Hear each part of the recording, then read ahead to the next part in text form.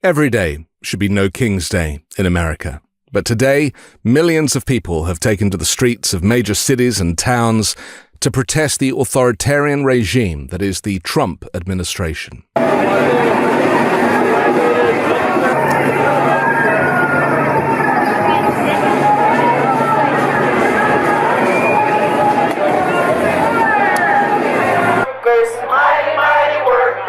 Fighting for justice, fighting for justice, fighting for liberation, fighting for liberation.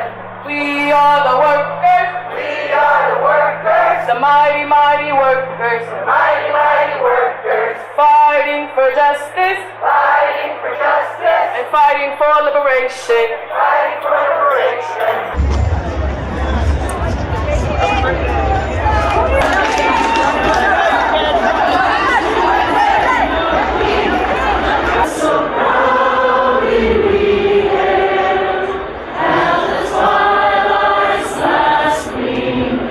If you had any doubts before, you will now see with absolute certainty that Donald Trump has no respect for the boundaries of decency or even his oath of office. And it saddens me that this government is constantly pushing the envelope on what is legal, rather than operating within the confines of the law and of kindness. With a narcissist in charge, empathy is out. And what's odd is that all of his henchmen, surrogates and cabinet officials have also fallen foul of this cruelty, as if they have a sadistic fetish for evil. Kristi Noem stood in front of those men in El Salvador with their heads shaved, exhibiting a macabre pleasure over their detainment. The fact that some of them had never broken the law was irrelevant to her. And when you dig down into the weeds of this Trump authoritarian movement, you find a collection of cultists who share a common goal: ethnic cleansing. This white supremacist movement is so much a part of American culture that many wouldn't even realize that they meet the criteria for fascism, whether they subscribe to the Great Replacement theory or not. Maybe they just have a penchant for systemic racism. But they are not short in numbers. This fear of the other is so much a part of the Republican rhetoric, and has been for decades. And this imbecilic 30% of voters was enough, apparently, to swing the election for Trump. And so this hostile takeover of the United States is underway. Beyond the courts, which can barely keep up, only people power is left to take on the dictatorship.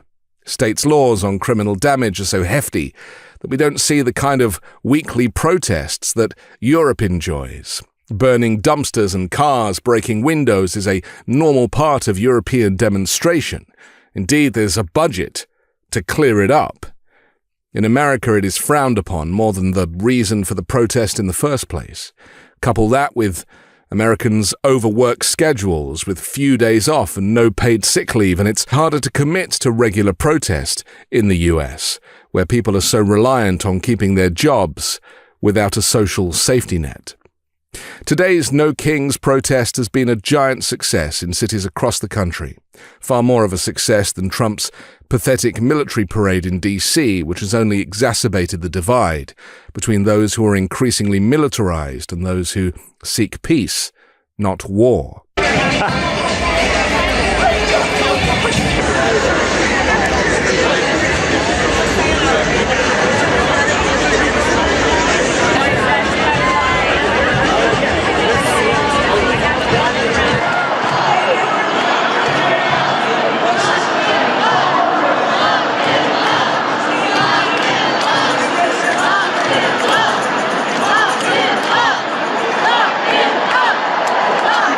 This has probably been, in my lifetime, the most disastrous presidency I've experienced, and this is the first time in my life I've ever attended protest rallies. Tens of thousands of San Diegans take to the streets across the county, joining Americans across the nation in what's being called a day of defiance. Only way I can describe these crowds out here today is unbelievable. There were easily tens of thousands of people out here with their signs marching for what they believe in. I have never seen a protest this big, and my photojournalist has been working for 39 years, and he has never seen something of this size. Hey, hey, ho, ho! Donald Trump has got to go! chanting, marching, and sending a message. Roughly 60,000 people peacefully paraded the streets of downtown. Everything we talked about when Trump was getting elected is coming true, and we have to stand up. Many came out because they are personally affected by the Trump administration's policies. As a teacher, mostly I'm watching my students who are suffering from a great deal of anxiety. They don't know if they're going to get their student loans. They don't know if their classes are going to be able to happen. We don't need a king. We need government and rules. That's what we need.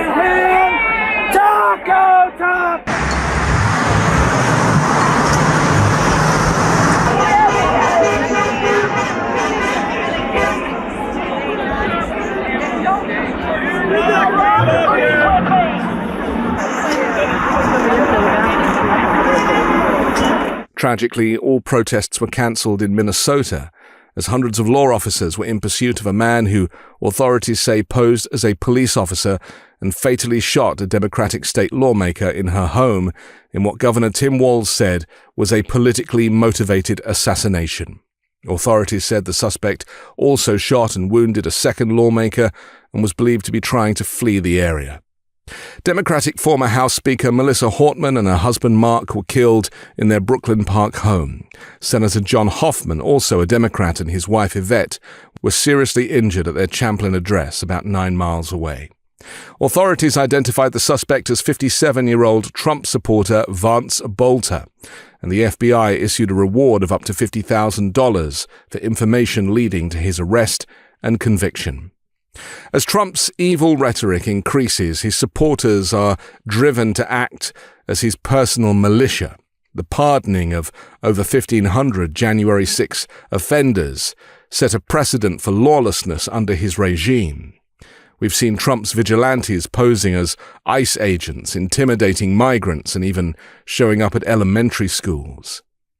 Today was a mind-bending contradiction between Trump's poorly attended fascistic military parade and the energized No Kings movement, protesting the illegal snatching of migrants from America's streets and the heavy-handed actions of ICE enforcement. However this chapter in American political history plays out, what is certain is that there are more of us than there are of them. And with such a significant energy for the kind of protests we've seen today, Donald Trump will be feeling very nervous indeed.